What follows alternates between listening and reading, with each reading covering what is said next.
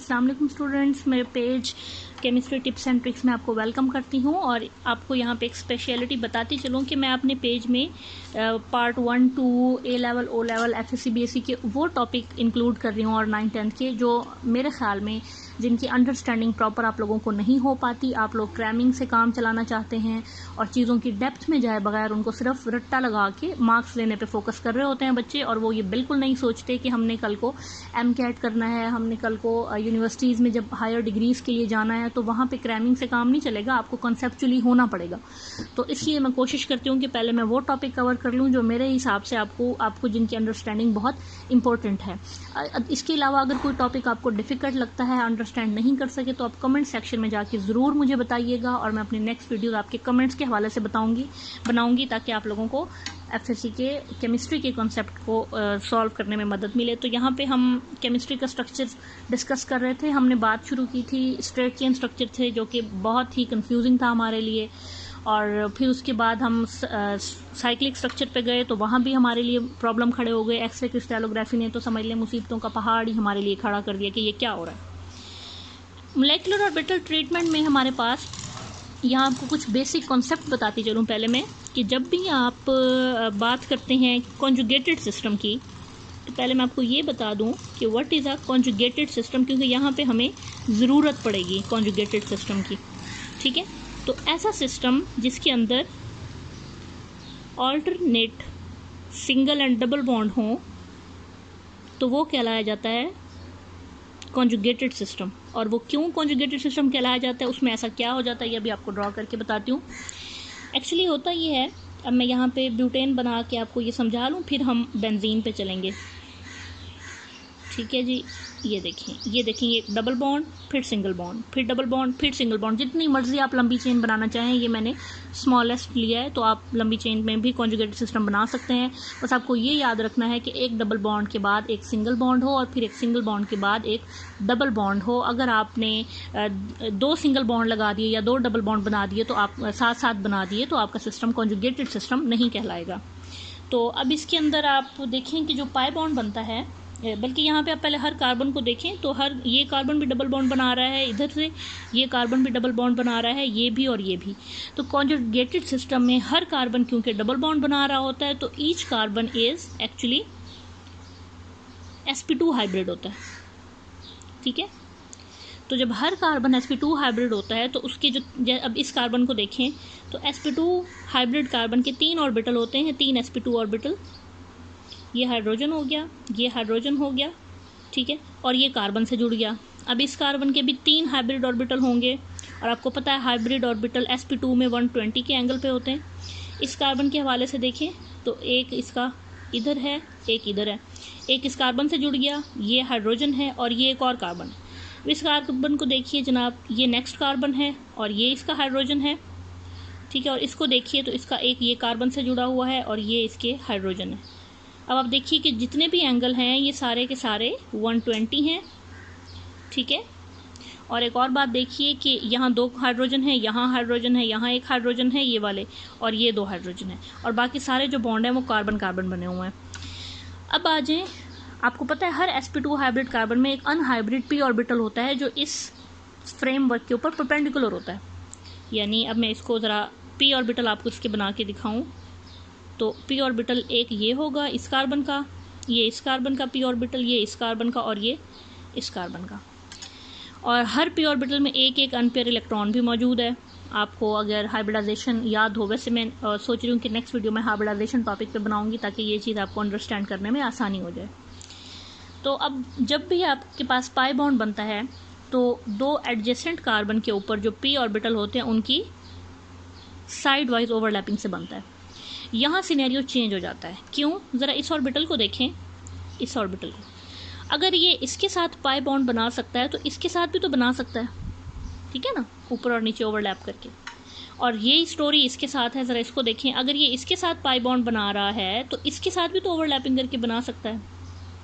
तो जब असल में बहुत सारे जो p ऑर्बिटल हैं वो कॉन्जुगेटेड हो जाएं, यानी एडजेसेंट तरीके से आ जाएं, तो अब वो बेचारे कंफ्यूज हो जाते हैं, वो परेशान हो जाते हैं कि वो अपने लेफ़्ट साइड वाले ऑर्बिटल के साथ ओवरलैपिंग करें या राइट साइड वाले ऑर्बिटल के साथ ओवरलैपिंग करें।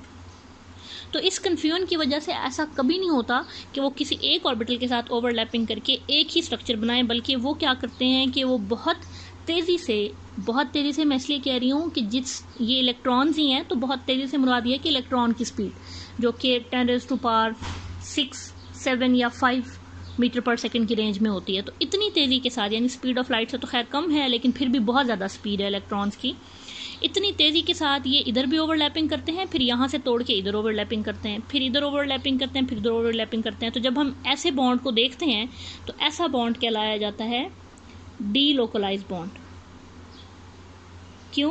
क्योंकि ऐसा बॉन्ड किसी एक जगह नहीं है। अब ये जो मैंने बनाया है ये सिर्फ एक समझ लें कि एक तस्वुराती स्ट्रक्चर है, क्योंकि थोड़ी देर बाद ये बॉन्ड यहाँ बन जाएंगे, इधर दरमियान में यहाँ से बॉन्ड टूट जाएंगे, यहाँ से भी टूट जाएंगे, तो ऐसी बॉन्डिंग कहलाती है डीलोकलाइज बॉन्डिंग। तो यहाँ आपको क्लियर हो गया कि असल में ये कॉन्जुगेटेड सिस्टम होता है जो डीलोकलाइज बॉन्डिंग की वजह बनता है।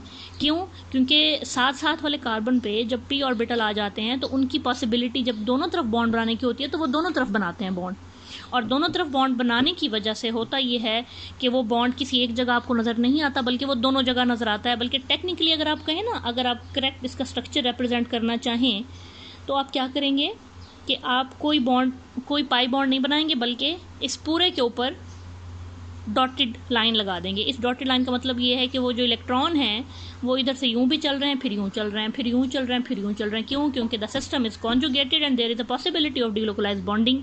और कभी भी ऐसा नहीं होता कि ये बिला वजह ही इस ऑर्बिटल को छोड़ के इसके साथ ही बॉन्ड बनाए रखिए, इसको इसके साथ भी इक्वल चांस है, तो दोनों तरफ बॉन्डिंग होती है। अब ज़रा आगे देखते हैं अब क्या होगा जी बेंजीन के केस में। तो बेंजीन का अगर आप मॉलिक्यूल देखें तो कुछ इस तरह का मॉलिक्यूल है ये, और इसके ऊपर जी पाई बॉन्ड ड्रॉ करें हर कार्बन के, क्योंकि बेंजीन का भी कॉन्जुगेटेड सिस्टम है, alternating single and double bond, और जनाब इसके ऊपर भी सारे के सारे पाई बॉन्ड मौजूद हैं। तो यहाँ पे तो देखिए ना, सिर्फ 2 ही पॉसिबिलिटीज़ थी।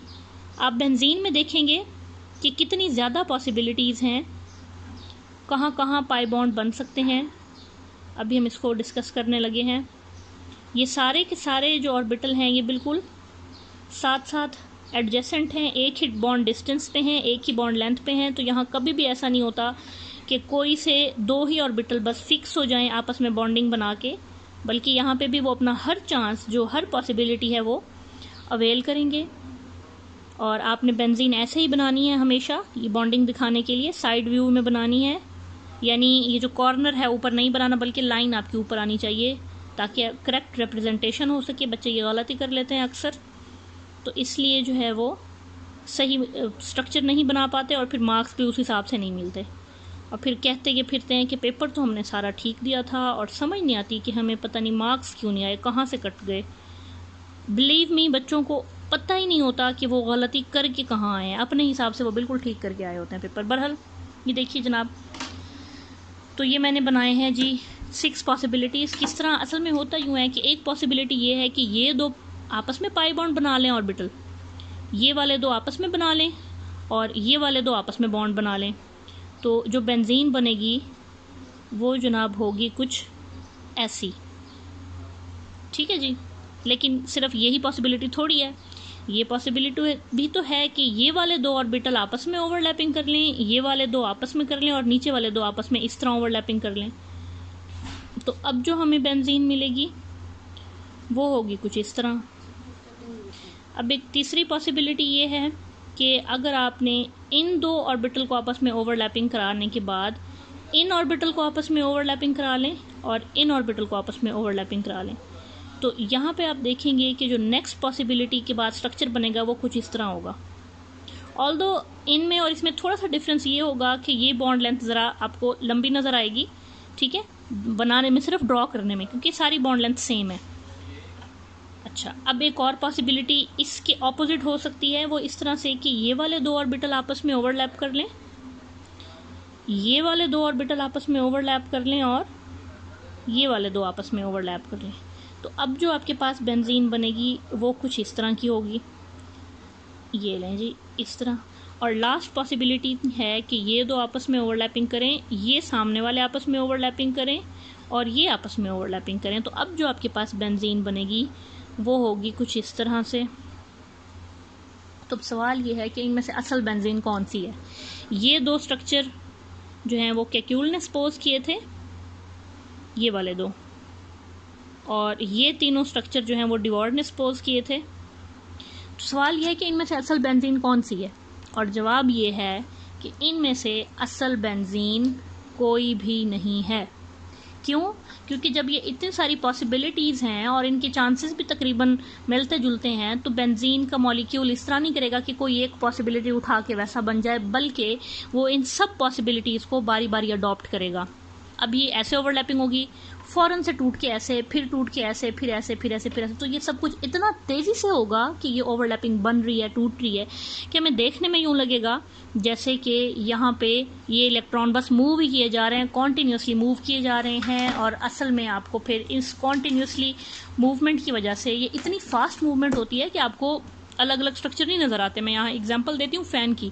जब फ़ैन रुका हुआ होता है ना, तो आपको उसके 3 विंग्स अलग अलग नज़र आ रहे होते हैं, लेकिन जैसे ही आप फ़ैन ऑन करते हैं तो उसके तीनों विंग इतनी तेज़ी से घूमते हैं कि आप चलते हुए फ़ैन में आइडेंटिफाई नहीं कर सकते कि कौन सा विंग कहाँ है, बल्कि आपको सिर्फ एक क्लाउड नज़र आता है। तो यहाँ भी ऐसे ही होगा, जो हाफ आपके पास पोर्शन है आपके वो ऊपर वाले ओवरलैपिंग वाले, क्योंकि पाई बॉन्ड जो है वो ऊपर और नीचे ओवरलैपिंग से बनता है ना, तो वो आपको ऊपर क्लाउड नज़र आएगा और आधा क्लाउड आपको नीचे नज़र आएगा।